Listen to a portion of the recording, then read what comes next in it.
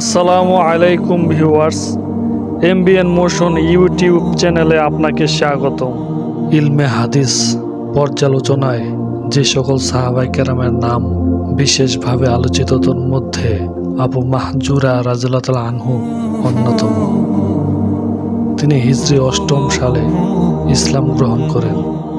হিজরি ৮ম সালে হুনাইন অভিযান শেষে মদিনা ফেরার পথে নামাজের সময় হয়ে গেলে রাসূলুল্লাহ সাল্লাল্লাহু আলাইহি ওয়াসাল্লাম একজনকে আজান দিতে বলেন।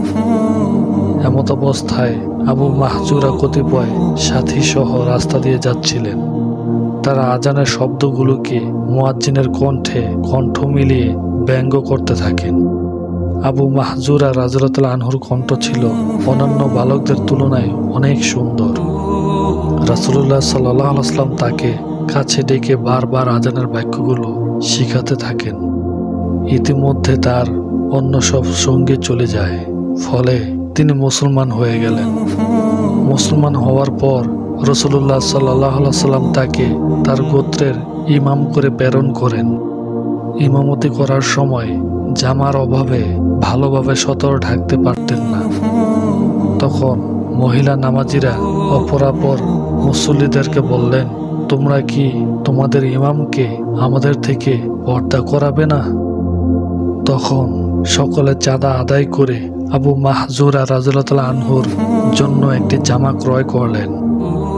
আবু মাহজুরা রাদিয়াল্লাহু তাআলা আনহু বলেন, এই জামা পেয়ে আমি যেরূপ খুশি হয়েছি, জীবনে আর কখনো এরূপ খুশি হইনি। হযরত আবু মাহজুরা রাদিয়াল্লাহু তাআলা আনহু ঈমান আনয়নের পর রাসূলুল্লাহ সাল্লাল্লাহু আলাইহি ওয়াসাল্লাম তাকে মসজিদে হারামের মুয়াজ্জিনের দায়িত্ব অর্পণ করেন। তিনি হিজরত করেননি, ইন্তেকাল পর্যন্ত মক্কাতেই অবস্থান করেন। হযরত আবু মাহজুরা রাদিয়াল্লাহু তাআলা আনহু রাসূলুল্লাহ সাল্লাল্লাহু আলাইহি ওয়াসাল্লাম থেকে অনেক হাদিস বর্ণনা করেছেন। তার কাছ থেকে অনেক সাহাবী ও তাবী হাদিস বর্ণনা করেছেন।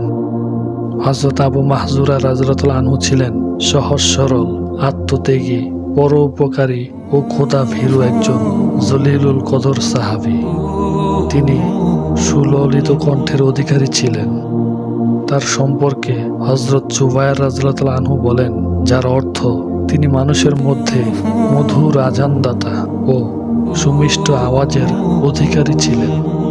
হযরত আবু মাহজুরা রাদিয়াল্লাহু তাআলা আনহু হিজরি ৫৯ সালে মক্কায় ইন্তেকাল করেন। ইন্তেকালের সময় তিনি আব্দুল মালেক নামে এক পুত্র সন্তান রেখে যান।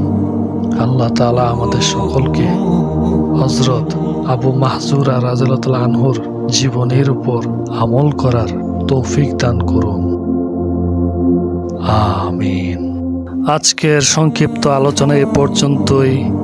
ভিডিওটি কেমন হলো কমেন্ট করে জানাবেন। সবাই নতুন নতুন ভিডিও পেতে চ্যানেলটি সাবস্ক্রাইব করুন।